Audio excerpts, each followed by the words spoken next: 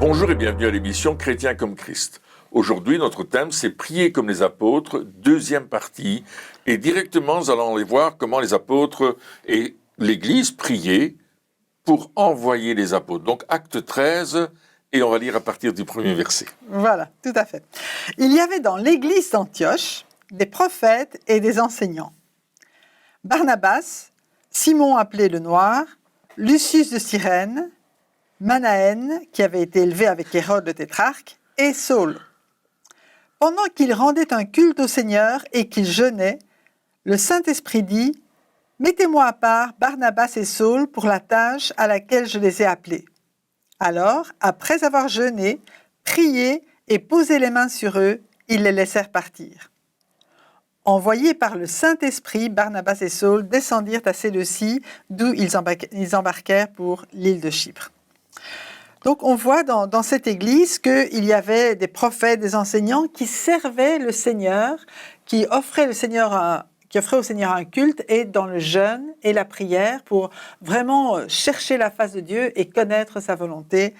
Et bien sûr, Dieu s'est révélé en donnant un ordre précis. Oui, donc là, ici, on est en train de dire qu'ils avaient quelque part des réunions de prière et de jeûne régulières, hein, parce que c'était quelque chose qui était normal pour eux, c'était pas quelque chose d'exceptionnel, hein, donc c'était vraiment un temps où ils prenaient du temps pour jeûner et prier. Et dans l'émission précédente, hein, lorsqu'on parlait de prier comme les apôtres, on voit que là, ils avaient un sujet déjà bien particulier qu'ils connaissaient déjà à l'avance. Ici, on est dans un autre cas de figure où il n'y a pas vraiment de sujet, c'est-à-dire qu'ils prient et plutôt pour demander à Dieu sa volonté. Donc, il demandait, parce que des fois, on croit qu'une réunion de prière, il faut absolument aller à une réunion de prière en sachant déjà les sujets pour lesquels nous allons prier. Mais dans ce cas-ci, on voit que c'était pas le cas. Ils étaient ouverts à ce que le Saint-Esprit allait leur demander de prier. Oui, alors, je vais dire que c'était une église bouillante, dans le sens où ils cherchaient ensemble la volonté de Dieu. Et ils venaient, d'ailleurs, on le voit, on venait de différents lieux. Ces gens-là n'étaient pas tous d'Antioche. C'était l'église de Jérusalem qui, à cause de la persécution, s'était déplacée et avait refait un pôle important à Antioche. Et là, ils se sont dit, mais maintenant, qu'est-ce qu'on fait? On va où? On fait quoi? Qu'est-ce qu'on va faire dans le futur? Donc ça veut dire que ils avaient ce rôle d'église, hein, d'église locale, on va dire ça comme ça. Exact. Donc ils avaient cette vision de l'église locale parce qu'ils priaient pour ça, mais ils avaient aussi une vision plus élargie de l'évangile qui doit être apporté dans le monde entier. Oui, parce qu'ils connaissaient les ordres de Jésus qui avait dit allez, faites de toutes les nations des disciples et baptisez au nom du Père, du Fils et du Saint-Esprit. Et là, ils rentrent déjà dans quelque chose de nouveau, et on voit que Paul va aller à Chypre avec Barnabas. Barnabas qui était lui-même de Chypre, hein, il était originaire de Chypre. Donc ils vont prendre le bateau pour aller à Chypre pour commencer à prêcher l'Évangile. Alors, ce qui est extraordinaire dans leur recherche de la volonté de Dieu, c'est que Dieu lui a déjà préparé un plan pour eux. Et ce qu'ils veulent, c'est connaître le plan de Dieu et le mettre en pratique. Ils veulent savoir comment Dieu va faire et qu'est-ce qu'il a prévu. Et c'est ça le jeûne et la prière. C'est pas imposer à Dieu notre manière de prier, c'est recevoir le plan de Dieu pour que nous puissions l'accomplir avec les forces que Dieu nous donne. Jusqu'au sujet même de prière. Absolument. Ah, donc parce que c'est ça, parce qu'ici il dit, ben voilà, ils sont en train de prier, ils cherchent la face de Dieu, ils cherchent la volonté de Dieu, ils cherchent des sujets de prière, et puis là, le Saint-Esprit leur dit, mettez-moi à part Saul, Paul et Barnabas. Donc ça, c'était un ordre, donc ça veut dire aussi que c'est pas eux qui ont décidé, on va envoyer un tel et un tel, parce que lui, Barnabas, il vient de Chypre, donc ouais, ça pourrait faire l'affaire. Et des fois, on est comme ça, un peu en disant, on va choisir tel et tel pour le service, en se disant, mais je vois ses capacités, il sait faire ça, et donc ça doit sûrement être eux. Mais c'est pas forcément le cas. Non. Et c'est pas comme ça qu'ils ont fait. Et c'est pas comme ça qu'ils ont fait, et c'est pas comme ça qu'il faut faire. Si c'est pas comme ça qu'ils ont fait, c'est pas comme ça qu'il faut faire. Donc on doit être ouvert aussi à ce que le Saint-Esprit va donner comme instruction. Si ça tombe, là ici, bien sûr, on connaît Paul et Barnabas, ils sont connus de nous parce que voilà. Alors on a Saul, c'est Saul. Saul qui, voilà, oui, on a lu la parole de Dieu, donc on connaît. Mais eux ne savaient pas forcément ce qu'il allait en être, les capacités, toutes ces choses-là. Donc les critères de Dieu ne sont pas nos critères aussi. Donc on doit être aussi attentif sur qui Dieu met son onction pour faire certaines choses. Oui, tout à fait. Et pour la petite histoire, en fait, c'est Barnabas qui était allé chercher Saul, justement en disant, mais on a besoin de tes talents pour venir fortifier, encourager et enseigner l'église d'Antioche, puisque Paul était très, très versé, je vais dire, dans les Écritures. Et donc, Barnabas a fait cette démarche d'abord, mais finalement, pour Dieu, ce n'était pas la finalité qu'il reste à Antioche. Et il a fallu justement que les disciples ceux qui pouvaient vraiment se rassembler pour chercher la face de Dieu, bien reçoivent cette stratégie de Dieu en disant « Ok, c'est bien ce que vous avez fait, mais maintenant j'ai autre chose de préparer pour Paul et Barnabas. Ils ne doivent pas rester ici, ils ont fait un bon job, mais... j'extrapole un petit peu, mais maintenant il y a un autre travail qui les attend et je veux les envoyer quelque part partout et ils vont aller partout dans le bassin c'est ça. Donc la première chose, le premier ordre, c'est mettez-les à part pour qu'ils puissent travailler. Point. Et après, parce que pour nous, c'est le verset suivant, mais ça a pris du temps. Ils ne savent pas comment Dieu va les conduire. Voilà, c'est ça. Ils disent, ok, on va les mettre à part. Mais pourquoi ? Et il est dit juste après, alors après avoir encore jeûné et prié. Absolument. C'est-à-dire que ça s'est pas passé tout d'un coup. Donc ici, là, on se dit, sur une réunion de prière, à la fin de la réunion de prière, Saul et Barnabas sont partis, mais c'est pas du tout ça qui s'est passé. Non, ils ont eu une première réunion de prière, on va dire comme ça, où ils ont eu un premier ordre en disant, mettez-les à part. Ils ont obéi. Oui. Après avoir obéi, ils ont recommencé à prier et à jeûner pour savoir pourquoi il fallait les mettre à part. Parce que des fois, on aimerait que Dieu nous donne toutes les instructions d'un coup, mais ce que souvent, parce qu'on va pas généraliser, mais souvent le Saint-Esprit, ce qu'il fait, c'est qu'il nous dit, d'abord, fais ça. Mm-hmm. On ne sait pas pourquoi, on ne connaît pas la finalité, on a juste une première instruction. Et c'est quand nous obéissons à la première instruction que la seconde vient. Mm-hmm. C'est un petit peu comme ça que ça se passe. C'est exactement comme ça que ça se passe. Il n'y a pas de difficulté. Ce qu'on voit aussi, c'est que Dieu ne fait pas, il juge pas les gens sur leur apparence, plus grand, plus fort, plus beau, hein, on sait cela. Il va travailler le cœur et il a un objectif et c'est pour ça qu'il va choisir des personnes que nous, peut-être, on n'aurait jamais choisies. Parce que ça ne rentre pas dans le profil de ce qu'on veut. Et je me souviens de l'histoire d'un serviteur de Dieu qui racontait qu'un jour, il y a un jeune qui est venu lui dire « J'aimerais faire des réunions chez vous ». C'était un jeune, il ne le connaissait pas. Il ne le connaissait pas, il avait 17-18 ans. Et il dit « Qu'est-ce qu'un jeune peut faire des réunions de réveil dans mon église ?» Il dit « C'est pas possible, etc. » Et il dit « Non. » Et le jeune est parti dans l'église voisine. Il a commencé des réunions, le Saint-Esprit est descendu, il y avait des signes, des prodiges, des miracles. Au lieu de faire une soirée, ils sont restés toute la semaine, tout le monde en parlait, c'était dans les journaux. Et puis lui, il dit, Seigneur, je te demande pardon. J'avais jugé sur l'apparence, j'avais jugé sur les capacités de ce jeune en me disant, il est trop jeune, moi je suis déjà âgé, il avait plus de 70 ans, je pense 70 ans. Et il dit, mais je te demande pardon parce que j'ai jugé sur l'apparence. Et on voit que dans cette situation d'acte 13, il n'était pas question de juger sur l'apparence, il était question d'entendre la voix de Dieu qui nous donne une direction pour des personnes précises qui vont aller toucher tout le bassin méditerranéen dans la suite. Et ça, ils ne le savent pas encore, comme tu dis, mais il va avoir cette recherche, ce désir de faire la volonté de Dieu, quel que soit le prix, et quelle que soit la direction que Dieu veut faire. Et on va dire, Seigneur, on te fait confiance de ce que tu nous donnes, cette direction, de ce que tu choisis Barnabas et Saul pour faire quelque chose avec eux. Et puis, ils vont les envoyer, c'est-à-dire que ils ne vont pas seulement dire, allez-y, vous savez comment on fait aujourd'hui, on envoie un missionnaire, et puis on n'y pense plus. Et puis quand il revient 20 ans plus tard, on dit, je ne connais plus, vous venez d'où? Il dit, mais vous m'avez envoyé là. Non, c'est pas ça. Il va avoir un retour constant de Barnabas et Saul qui va venir donner un rapport de ce qu'ils font. Ouais. Hein, on a les voyages missionnaires de l'apôtre Paul. Donc c'est ça, ils ont reconnu l'appel quelque part Exactement. qui était sur la vie de Barnabas et Saul. Et puis dans le texte, il n'est pas écrit par exemple, oui, et un tel trouvait que c'était pas juste, que le Saint-Esprit avait choisi Barnabas et pas lui parce qu'il pensait qu'il était meilleur. Il n'y a pas cette Non, il n'y a pas cette rivalité. Non. où on dit ah mais non, je voulais que ce soit moi. C'est vrai, mais je crois que s'ils ont jeûné et prié, c'est qu'ils voulaient vraiment être sûrs que c'était Dieu qui parlait, parce qu'en même temps, Barnabas et Paul étaient des colonnes dans l'église d'Antioche. Et imaginez des personnes qui jouent vraiment un rôle important, et Dieu dit maintenant, il faut les envoyer, ils vont quitter l'église, vous les aurez plus, quoi. Donc je pense que pour eux, il y avait quand même un pincement en disant peut-être qu'ils se sont dit, Seigneur, t'es bien sûr que c'est ça que tu Comment veux. est-ce que Dieu va faire pour faire grandir l'église sans eux? Oui, non, mais c'est vrai. Donc ils ont obéi, mais ils ont voulu s'assurer pleinement que c'était la volonté de Dieu. Oui, c'était pas un plan d'homme, mais vraiment un plan de Dieu. C'est ça. Donc je pense que c'est ça aussi qu'ils ont continué à jeûner et prier. Et puis il est dit, ils les laissèrent partir comme allez. Ouais.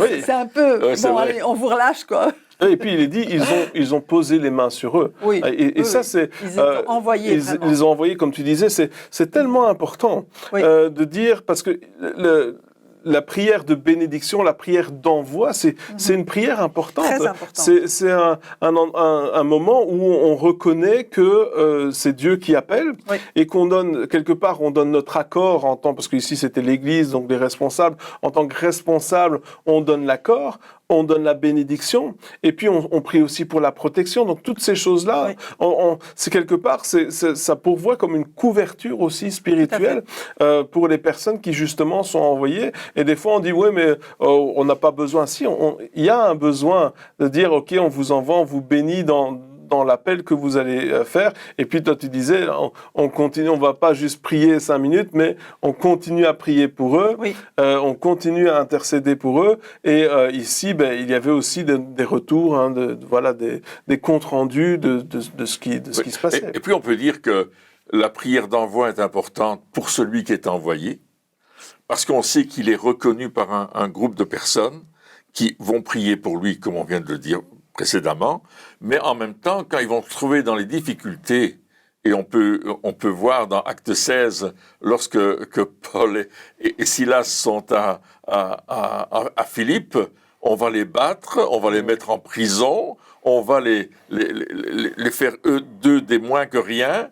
Et là, au milieu de la nuit, ils vont chanter des cantiques, et puis il y a un miracle qui va se passer, n'est-ce pas? Mais s'ils n'avaient pas su qui ils étaient et quelle était leur mission donnée par l'Église d'Antioche des années auparavant, ils seraient peut-être affalés sur eux-mêmes en disant « Mais pourtant, Seigneur, on fait ta volonté, tu vois ce qui nous arrive. » L'importance aussi, donc on parle de la prière, mais ça veut dire qu'ils savaient que au niveau, donc même dans la prière, ils n'étaient pas seuls. Il n'était pas seul. Et Dieu, on l'a déjà vu dans différentes émissions, mais Dieu ne nous appelle jamais à travailler tout seul. Il y a toujours une équipe qui est là, un soutien dans la prière. On sait qu'on est soutenu, qu'on compte pour des gens, etc. Absolument. Et ça c'est vraiment indispensable. La soumission les uns aux autres, enfin toutes ces choses-là. Et donc ils savaient que malgré les souffrances, les épreuves, toutes ces choses-là, ils n'étaient pas seuls. Non seulement parce que le Saint-Esprit était avec eux, mais aussi parce qu'ils savaient que l'Église priait pour eux continuellement. Et c'est ça aussi, des fois, on se dit, on reçoit, donc là, ils étaient en train de prier, jeûner pour savoir ce qu'ils devaient faire. Ils reçoivent une mission bien précise, l'Église reçoit une mission bien précise, ils la mettent en application, mais ça ne s'arrête pas là. C'est-à-dire que cette réunion de prière, quelque part, ne s'est pas arrêtée à l'envoi de Saul et Barnabas. La réunion de prière, enfin, cette réunion de prière-là a eu un impact pendant des années. C'est-à-dire que pendant des années, ils ont continué à prier pour le même sujet. C'est ça aussi. C'est de dire, des fois, Dieu donne un sujet de prière ou quelque chose à faire, mais c'est suivi par une mise en pratique constante, c'est-à-dire que maintenant qu'on a commencé, il faut continuer à prier pour ça. C'est comme si lorsque pour donner un exemple clair, on demande à Dieu, par exemple, pour que on puisse avoir un enfant, et puis la femme tombe enceinte. l'enfant est là, mais c'est pas fini. Maintenant, il faut l'éduquer. Non, mais c'est la même chose. Et il y a ce genre de sujet de prière là aussi, où lorsqu'il commence, une fois qu'on a une certaine partie de la réponse, c'est pas fini, ça commence seulement. Comme lorsque un enfant vient au monde, ça commence seulement. C'est maintenant qu'il va falloir prendre soin de lui, etc. Et ça, c'est aussi important de se dire, il y a des prières, surtout les prières de soutien au ministère, ce genre de choses, ou aux frères et sœurs, qui vont continuer pendant des années et des années et des années, et c'est normal. Oui, c'est normal, et d'autant plus qu'une église qui envoie un missionnaire, elle s'engage aussi envers le missionnaire justement pour le soutenir. Et une chose un missionnaire qui part envoyé par une église ne quitte pas l'église. Il fait toujours partie de cette église. Il y a toujours vraiment... comment je veux dire, un rapport, un lien. Et d'ailleurs, Paul et Barnabas, comme on le disait, ils vont revenir à Antioche pour raconter un peu ce que Dieu fait à travers eux, parce que ce qu'ils font est aussi, la victoire est aussi due justement aux prières que l'Église fait pour eux. Donc, quand on prie pour un missionnaire, quand on prie pour quelqu'un qui est au loin, on participe à sa récolte. Bon, oui, absolument. C'est ça, on est ouvrier avec eux, même si on n'est pas prêt physiquement avec eux, mais on est en esprit avec ceux qui partent. Et ceux qui partent sont toujours reliés, je vais dire, à cette Église. Donc, il ne faut pas oublier cet engagement que l'Église prend vis-à-vis du missionnaire, qui est un engagement dans la prière, qui est bien souvent d'ailleurs aussi un engagement financier pour pourvoir à ses besoins. C'est pas loin des yeux, loin du cœur, tire ton plan. Je veux dire... On est participant, mais là aussi, il faut s'arranger pour que les missionnaires aient de quoi vivre et qu'ils soient... Oui, et l'apôtre Paul en parle beaucoup. Oui, tout à fait. Des églises qui l'ont soutenu. Oui. Et Paul avait aussi des compagnons de prière, notamment Épaphras, qu'on retrouve dans la première lettre aux Thessaloniciens et dans la deuxième lettre aux Thessaloniciens, qui était un compagnon de prière de Paul, qui intercédait pour Paul, qui luttait avec Paul, qui accompagnait Paul également, mais pas toujours. Parfois, il était envoyé en mission par l'équipe de Paul pour aller dans telle église ou dans telle église. Donc, on voit que il y a des ramifications partout. Ils ont pris à Antioche. Barnabas et Saul sont partis, il y a des équipes qui se sont formées. On sait que Luc, qui a écrit l'Évangile, à un certain moment, il accompagne Paul et son équipe dans les Actes des Apôtres. On le voit là, surtout dans le deuxième voyage missionnaire. Et puis, et c'est comme ça qu'il peut raconter d'ailleurs les Actes des Apôtres, parce que il a accompagné Paul dans ses démarches et dans ses voyages. Et il peut expliquer qu'effectivement, il y a des compagnons de prière, il y a des gens qui intercèdent, et on retrouve partout dans la vie de Paul et dans la vie de l'Église primitive beaucoup de temps où les gens prient, où les gens intercèdent. Et encore une fois, comme on disait dans la première émission, ils se basent sur les promesses de la parole de Dieu, sur tout ce que la Bible nous enseigne. Et aujourd'hui, on a le privilège d'avoir aussi le Nouveau Testament, qu'il n'avait pas à l'époque, qui était seulement en train de s'écrire. Et Paul était en train seulement d'écrire ses lettres, où il va faire des lettres aux églises qui ont été implantées. Donc, vous voyez, d'une réunion de prière dans la ville d'Antioche, il y a tout un réseau d'églises qui va naître, et il y a plein de personnes qui vont recevoir l'Évangile, recevoir les bénéfices de l'Évangile, la guérison, la transformation, des choses extraordinaires. Oui, après ça, on n'osera plus jamais dire que les réunions de prière ne sont pas importantes. Absolument. C'est ça, parce que une réunion de prière qui est inspirée conduite par le Saint-Esprit peut avoir un impact vraiment. Voilà, ici, on parle d'un impact mondial. Jusqu'à nous aujourd'hui. Jusqu'à nous aujourd'hui. Et donc, tu disais que les apôtres priaient aussi, bien sûr, parce que il est écrit que les apôtres, ils se consacraient à la prière et à la prédication de l'Évangile. Donc, c'était vraiment leur principale activité. C'était ça, c'était de dire on va prêcher l'Évangile, mais on va prier, se préparer pour la prédication, prêcher, prier, etc. C'était vraiment ça leur travail, et ça l'est toujours aujourd'hui. C'est-à-dire que lorsqu'on parle de serviteurs de Dieu, de personnes qui sont consacrées pour l'Évangile, la prière, les temps de prière sont vraiment primordiaux. Les temps de prière sont primordiaux. On ne peut rien faire sans cela. On ne doit pas négliger la prière. On disait que Jésus passait beaucoup de temps dans la prière. Les apôtres aussi. Oui. Les apôtres aussi, et l'Église aussi. C'est-à-dire que des fois, on se dit, ah oui, mais ça, c'est les apôtres, c'est les serviteurs de Dieu, c'est normal qu'ils prient beaucoup. Mais l'Église aussi priait beaucoup. Il y avait beaucoup de réunions de prière. Alors, ça ne veut pas dire on doit aller s'il y a 25 réunions de prière sur la semaine, qu'il faut aller à toutes les réunions de prière. Hein. Je pense qu'il faut aussi un certain équilibre. Mais savoir que ce sont des moments importants qui ont un impact. Et encore aujourd'hui, alors peut-être que dans chaque réunion de prière, il ne va pas y avoir un envoi de Saul, de Barnabas, mais dans chaque réunion de prière, Dieu veut agir. Dieu attend à ce que nous nous laissions conduire par le Saint-Esprit pour prier les prières que lui va nous inspirer pour avoir un impact. Et donc, il faut qu'on puisse se dire, ok, moi je veux avoir cette vie quelque part, de prier comme les apôtres, de prier comme Jésus. Je veux ressembler à ça dans ma vie de prière. Et si ce n'est pas encore le cas aujourd'hui, si je me dis, c'est pas comme ça que j'ai fait jusqu'à maintenant, il est temps. Oui, il n'est pas trop tard. Il n'est pas trop tard pour changer. Il faut qu'on apprenne. Il faut apprendre. Et il n'y a pas de. J'aime bien parce qu'il n'y a pas de pression. Chacun prie selon ce qu'il sait faire. Et puis on progresse comme cela. Hein. Donc il y a pas. On va pas essayer de dire mais il faut prier autant de temps par jour ou absolument ça. Mais par contre, c'est nécessaire de le faire. C'est nécessaire de prendre du temps pour. Et puis il vaut mieux parfois prier peu, mais avec une grosse qualité. Avec la parole de Dieu, et à se dire, Seigneur, ma prière, elle doit être fondée sur ta parole, et inspirée par le Saint-Esprit, et je vais m'attendre à des réponses. Et c'est pour ça que la prière est un des 4 piliers, souvenez-vous, Acte 2, 42, l'enseignement des apôtres, ça c'est important. Si on n'a pas l'enseignement, on va faire n'importe quoi, parce qu'on ne sera pas fondé sur la parole de Dieu. Donc l'enseignement des apôtres, la communion fraternelle, la fraction du pain et les prières. Et on voit que ce sont les persévérance. Persévérance. Oui, la persévérance là-dedans. C'est les 4 pieds de la table. Et si tu en coupes un, tu as un problème. Hein. C'est ça.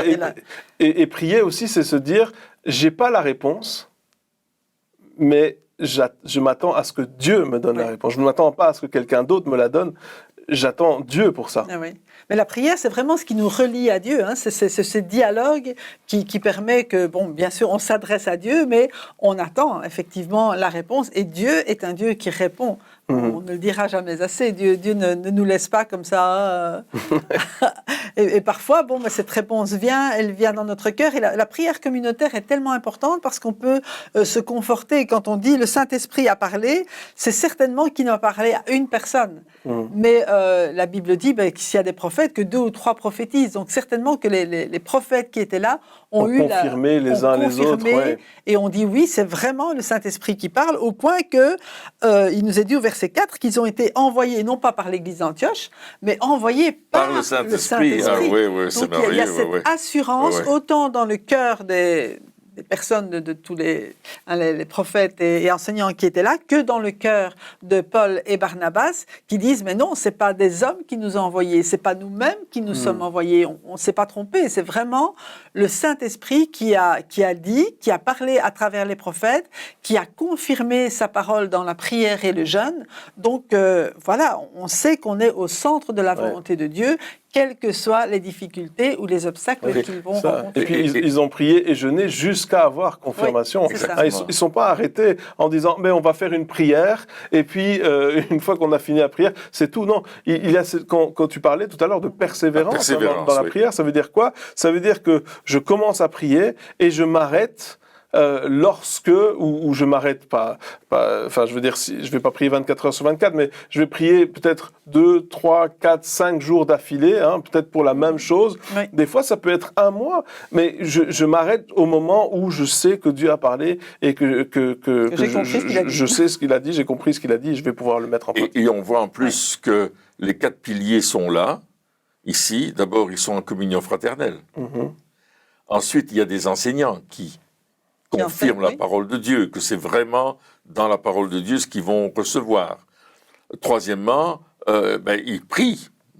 Et bien sûr, ils ne vont pas faire le repas du Seigneur parce qu'ils jeûnent. Ouais. Mais ils l'ont peut-être fait à la fin du temps de jeûne. Et donc, je pense qu'il y a ces 4 points qui sont là, rassemblés: la communion fraternelle, l'enseignement des apôtres et la prière. Et on voit que c'est là-dedans que Dieu va répondre. Et on ne peut pas sortir du schéma que Dieu nous donne. On doit rester dans le schéma que Dieu nous donne, parce que c'est un schéma de protection. Oui, tout à fait. Et si j'en sors, je me mets en danger. Ouais. Tandis que là, ils vont recevoir une direction précise et ils vont obéir à cette direction. Et ça veut dire que chaque chose qu'ils faisaient aussi était accompagnée par la prière. Par la prière. À chaque fois, il y a ce temps, même il y a un autre passage en Acte 8 où il dit: les apôtres qui étaient à Jérusalem apprirent que les habitants de Samarie avaient fait un bon accueil à la parole de Dieu, et ils envoyèrent Pierre et Jean.